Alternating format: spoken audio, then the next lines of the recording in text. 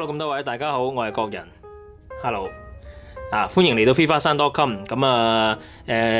以後我都希望有啲器材介紹嗰陣時咧，我都用拍片嘅方式同大家講啦。不過我就盡量唔上鏡啦，因為我唔係好靚仔嘅啫。器材係大家關注嘅重點，咁啊講翻器材啦。今日個主角就係呢度啦，見到喺個畫面正中間位置咧，就係呢個英國 KEF 嘅有源喇叭 X300A。咁有幾個大特色嘅。第一就係咧 KEF 50年以嚟咧都未試過出全有源喇叭，呢一對係第一對。第二咧就係一般嘅有源喇叭咧就俾信號就有聲出啦，咁佢咧就有啲唔同，佢咧就係內置埋呢個 USB 解碼嘅。咁簡單啲咧就如果你想要好少機嘅話咧，你揦住佢直接插落個電腦度已經有聲出噶啦。咁而且個解像度最高可以去到24 bit 96 kHz， 基本上咧係夠聽有餘噶啦。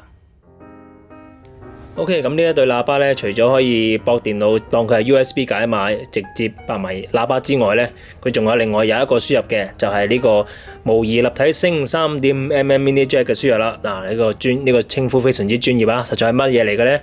其實就係真係普通大家見到嘅耳筒線啦。咁所以咧，你可以駁落去你嘅 iPod 度又得，駁落去手機度又得。貴啲嘅我整個 AK120落去駁又得。基本上都相當方便噶啦，所以無論係咩信源咧，都係可以插落去就已經有聲出。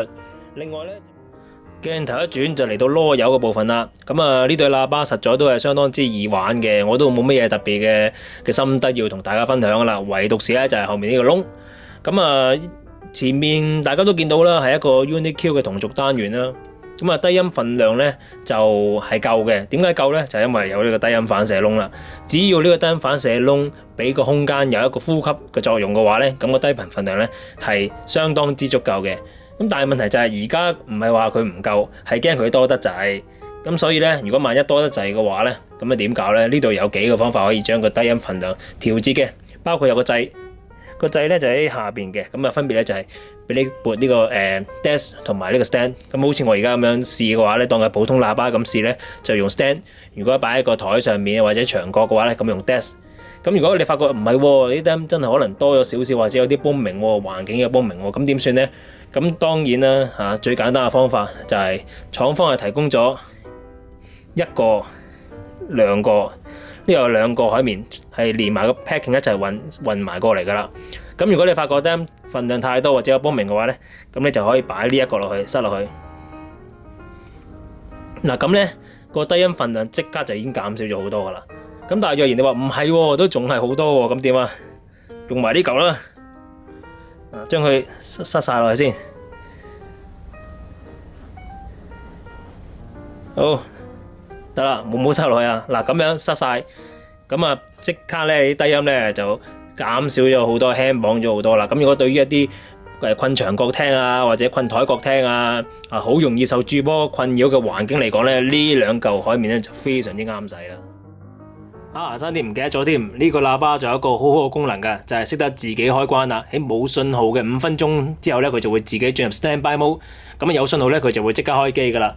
你而家見到咧紅色燈啦，紅色燈即係表示熄咗機 standby 啦。我俾信號佢咧，佢就會自己開啦。幾好啊，好方便㗎，因為咧你唔使成日煩住開閂個喇叭啦。環保啦，同埋安全，所以都係一個好實用嘅功能嚟嘅。好多有源喇叭都係冇做呢一點㗎。而家俾信號佢，咁佢就有歌聽㗎啦。我揀嚟嘅咧就係呢排好紅嘅張智霖嘅舊歌。好啦，見到綠色啦，綠色即係着咗機啦。